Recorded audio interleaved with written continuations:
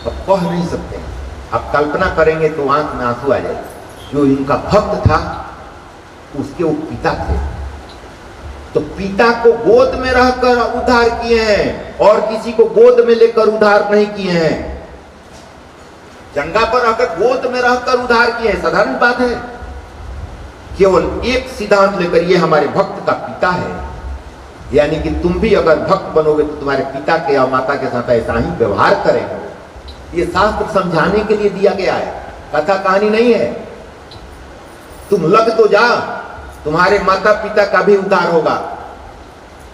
ये साधारण बात है। जो अपने गोद में लेकर उसका उद्धार कर रहे हैं, आज तक जिसको भी उद्धार किए हैं गोद में रहकर नहीं किए। कितने राक्षसों का वध किए हैं, हाँ नहीं किए हैं।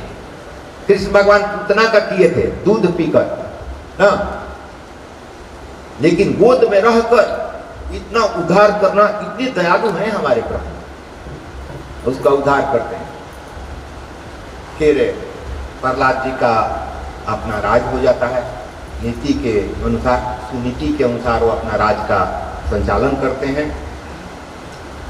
फिर उनकी शादी होती है, उनके पुत्र होते हैं विरोचन। विरोचन पुत्र होते हैं, वो भी बहुत तपस्वी थे और बहुत संस्कारी थे। पिताजी के जैसा ही वो भी संचालन किए हैं अपने राजपाट को। फिर उनके पुत्र होते हैं राजा बलि। राजा बलि हुए हैं विरोचन के पुत्र, ये कथा कहानी सब दिए हुए। और राजा बलि जब हुए हैं तो विरोचन को इंद्र भगवान लोग, देवता लोग मार दिया था। इंद्र भगवान ये इतना तपस्वी थे कि लगता था कि स्वर्ग के अधिपति यही हो जाएगा। तो इंद्र भगवान को थोड़ा दिक्कत होती है, तो इंद्र भगवान का कल बताए थे ना, ऐसा मत समझे कि कोई स्वर्ग है वहां से वो आके संग करते हैं। इंद्र का मतलब है इंद्रियां, वो स्वर्ग में रहती है। आंख को जब तक अच्छा लगेगा तब तक देखेगा, खराब लगेगा तब बंद कर देगा। यानी स्वर्ग में अच्छा लगेगा तभी देगा। कान को तभी तक बात सुनेगा जब अच्छा लगेगा, खराब लगेगा तो कान बंद कर देता है आदमी। जिह्वा को अच्छा लगता है तब तक खाता है, खराब लगता है तब थूक देता है। यानी कि उनका स्वभाव है, इंद्रियों का स्वभाव है स्वर्ग में रहने का, मतलब आनंद से रहने का। ये सारी इंद्रियां हाथ पैर वहीं जाती हैं जहां आनंद होता है, हाँ, तो आनंद में रहने का स्वभाव है। इसलिए इंद्र भगवान का कहीं इस धरती पर मंदिर नहीं है, न मूर्ति है। हाँ, कितना मूर्ति बनाओगे, हाथ कान के बनाओगे मूर्ति। यानी कि ये जलन हो गई, मत्सर हो गया। जो तपस्वी है तो वो हमारा राज ले लेगा ना, उसके अनुसार चलना पड़ेगा। सारी इंद्रियां उनके अनुसार काम करने लगेंगी, सारी इंद्रियां उनके अनुसार काम करने लगेगी। अब इंद्रियां जब तुम्हारा काम करेंगी, हवन करेंगी, बढ़िया बढ़िया बात बोलेंगी, सारे कर्म पर में, तब उनको दुख होने लगता है कि बढ़िया बढ़िया काम करने लगता है, हमारा काम ही तो ले लेगा ना। तो वहाँ विरोचन को लोग मार दिया था। राजा बलि जब उनके पुत्र हुए तो स्वर्ग से देवताओं को निकाल दिए ना, खदेड़ के अपने राज करने लगे। अब जब राज करने लगे तो बड़ी दिक्कत हुई देवता लोगों को। देवता लोग से भगवान भी जाते हैं, कहते हैं, आग्रह करते हैं, तो देवता भगवान भी उनको बुलाना देते हैं। तो विरोचन तो भक्त था हमारा, तो उसको मारने की क्या जरूरत थी ना। राजा बलि को भी ये लोग मार दिया, बलि को भी मार दिया। लेकिन वो इंद्र भगवान गलती करते हैं क्या कि ऐसा कर दो, पंचभूत रक्त रहेगा तो ये शुक्राचार्य जो है ना, तो अगर मर भी जाएगा ना तो संजीवनी बूटी उनके पास है, वो जिया देते हैं। मतलब शुक्राचार्य कोई मर गया है, उसको भी जियाने की विद्या शिव जी दे दिए हैं, तो संजीवनी विद्या कि उसको जिया देते हैं। तो पंचभूत तत्व तो नहीं रहेगा तो कैसे जियाएंगे, इसलिए उनके विरोचन के शरीर को जला दिया ना, जला दिया तो पंचभूत तत्व नहीं रहेगा तो कैसे। उसी तरह बाली जो बलि हैं उनको भी जलाना चाहे तो भगवान नारायण प्रकट हो कि ये नहीं चलेगा, ये सब हमारे भक्त हैं ना। तो बरियारी नहीं, देवताओं ने आग्रह किया तो बलि को स्वर्ग से नीचे उतारने के लिए वामन अवतार हुआ है। भगवान कहे कि ठीक है तुम कह रहे हो, लेकिन तुम लोग गलती किए हो, हमारे भक्त का भी तुम लोग कम किए हो ना। लेकिन तुम कह रहे हो, दीति जो है, अदिति जो है वो आग्रह कर रही हैं, देवताओं की जो माता हैं दीति अदिति, वो भगवान से आग्रह कर रहे हैं कि हमारे देवता मनुष्य के जैसा विचरण कर रहे हैं जहाँ तहाँ, और स्वर्ग में अधिपति वो बन गया है, तो कहते हैं कि उसको, वो मेरा भक्त है, उसको मारा नहीं जा सकता। मैं आऊँगा, तुम लोग तपस्या करो, मैं आऊँगा। तब वामन के रूप में वामन भगवान के आते हैं, आगे कहानी मिलेगा। ये पूरा मैंने कहा कि कहाँ तक हम लोग आए हैं, क्योंकि कथे कहानी है, पुष्टि लीला है। ये पुष्टि लीला कैसे सपोर्ट कर रहा है। तो प्रहलाद हो गए हैं, प्रहलाद के विरोचन हो गए हैं। आगे कथा है कि बलि की, किसी संत को गुरु बनाकर उसके अधीन रहो, किसी संत को गुरु बनाकर उसके अधीन रखो। तब तो आप लोग कहेंगे कि अभी महाराज जी कह रहे हैं कि आत्मा को गुरु बनाओ और मन को शिष्य बनाओ, तो यहाँ तो कह रहे हैं आपकी किसी गुरु को संत बनाओ ना। तो गुरु को संत बनाओगे तो गुरु कहेगा तुमको अपनी आत्मा के पास कैसे जाओगे, तरीका बताएगा। वाह गुरु जो है, गुरु की अगर परख करनी है इस धारा पर, ये भी बता ही दें। अगर परखना है कि गुरु सचमुच में उद्धारक है कि लेके डूबेगा नाव को ना, परखना हो तो जो आत्मा की बात कहे, जो ब्रह्म से मिलाने की बात कहे और तुम्हारे अंदर ही ब्रह्म को दिखाने की ताकत रखता हो, वही तुम्हारा गुरु हो सकता है। दूसरा कोई गुरु नहीं हो सकता ना। जो तुमको भटका सकता है और कुछ नहीं कर सकता, कुछ ले दे सकता है और तुम्हारे पैसे से हवाई जहाज पर चढ़ेगा। तुम कमाओ और कमा के ले जाके दो, ऊपरे ऊपरे चल जाएगा। तुम पैदल चलोगे और ऊपरे ऊपरे जाएगा ना।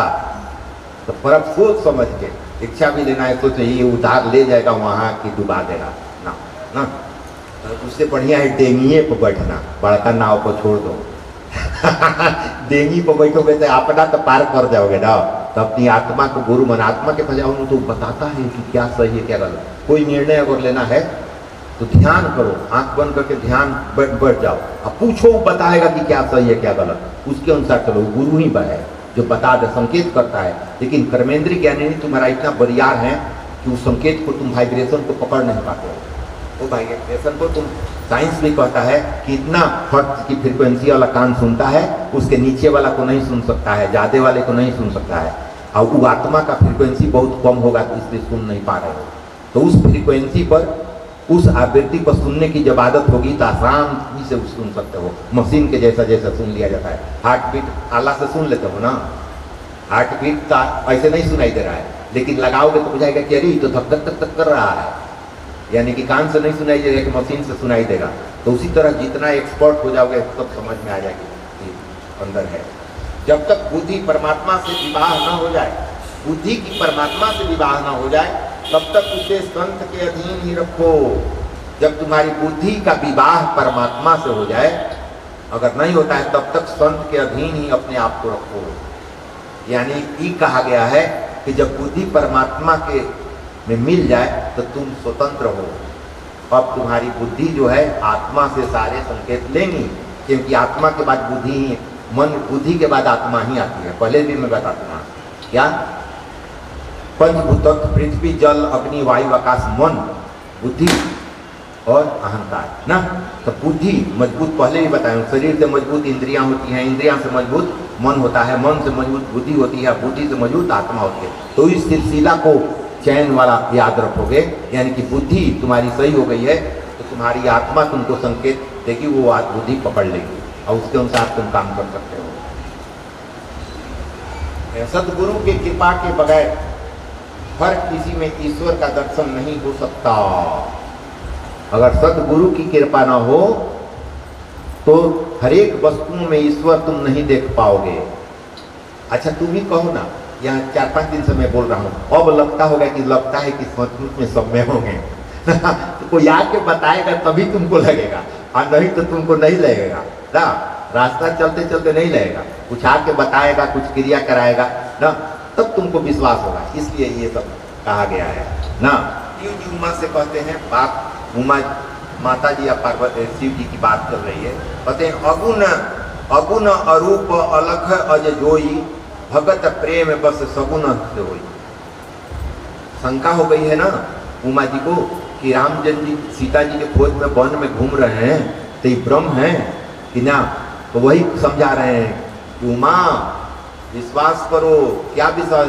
अगुण अरूप अलख, जो अगुण है, जो गुणहीन है, अरूप है, जिसका रूप नहीं है, निर्गुण है, अलग है, दिखाई नहीं देता है, वही भक्ति के प्रेम से वो सगुण बन के आ गया है।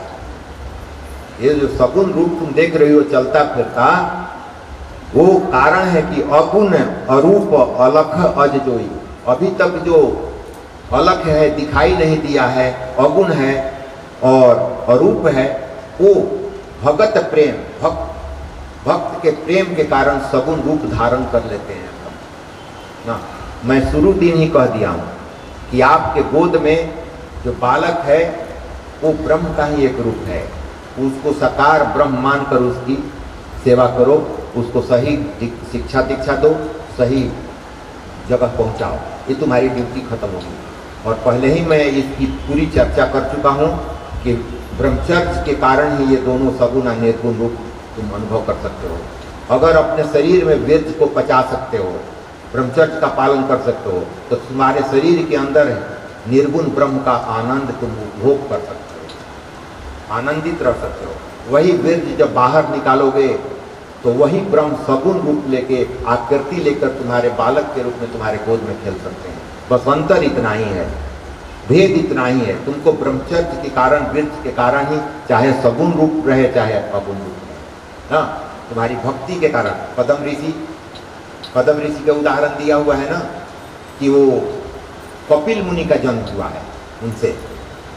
देवहूति या पद्म ऋषि, कपिल मुनि, मतलब संत भी प्रकट हो जाते हैं, संत आते हैं, ब्रह्म ही आते हैं संत के रूप में।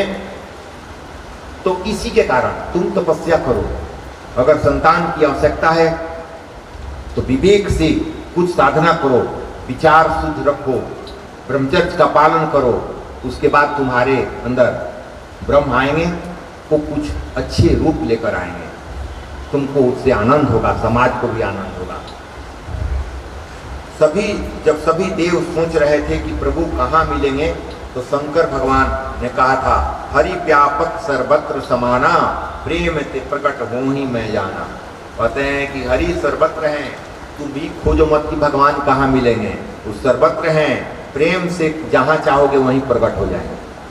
हाँ, तो तुमको साक्षात्कार होगा तो क्या होगा, तुम्हारे अंदर वाला ही ब्रह्म तुम्हारे सामने आ जाएगा, आनंद देने लगेगा, तुम्हारी बात मानने लगेगा। ऐसा मत कहे कि ऊपर से कहीं टपक जाए, क्योंकि सभी जगह है, वहीं एक रूप धारण कर लेगा। इसे प्रेम के बिना प्रभु अपने स्वरूप का दर्शन नहीं देते, अतिशय प्रेम होगा तभी अपने स्वरूप का दर्शन देते हैं। प्रभु के साथ प्रेम करना होगा। अब आप कहिएगा कि हस्तिनापुर में तो विराट रूप देख में आ गए थे, थी महाभारत में भी अर्जुन को विराट रूप का दर्शन हुआ था, तो ये तो जहां मन तो है अपना रूप दिखा देते हैं। और यहाँ कहा जा रहा है ऐसे प्रेम में बिना प्रभु अपने स्वरूप का दर्शन नहीं देते। तो आप कल्पना कीजिए कि हस्तिनापुर में विराट रूप है, लेकिन दुर्योधन को नहीं लौका, प्रकाश खाली लौका, आंख घुस पीछे आ गया। जो सही था उसी को भीष्म पितामह देखे हैं, विदुर जी देखे हैं, द्रोणाचार्य को भी कम, थोड़ा सा कमे दिखाई दिया है ना, बाकी लोग देख नहीं पाया।